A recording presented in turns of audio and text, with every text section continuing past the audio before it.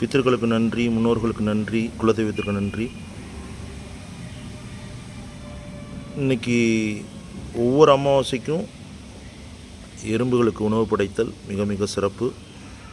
ஏன்னா இந்த மழைக்காலத்தில் எறும்புகளுக்கு உணவு கிடைக்காது. அவங்க உணவு பார்த்தோன்னே ரொம்ப சந்தோஷப்படுவாங்க. பித்ருக்கள், முன்னோர்கள், குலதெய்வம், 33 கோடி தெய்வங்களுக்கும் வேண்டிக்கிட்டு இந்த மகாலய அமாவாசையில் முன்னோர்களை குளிர்விக்கிறதுக்காக அன்னதானம் பண்ணுறது சிறப்பு. ஒரு எறும்பு சாப்பிட்டா 108 அந்தணர்களுக்கு உணவு படைத்த புண்ணியம் காஞ்சி பெரியவா சொன்னது. ஸோ இதை முடிஞ்ச அளவுக்கு எல்லாருமே ஃபாலோ பண்ணுங்கள். ஃபாலோ பண்ணி உங்களுடைய முன்னோர்கள், குலதெய்வம், இஷ்ட தெய்வத்தோட ஆசிகளை பெறுங்க.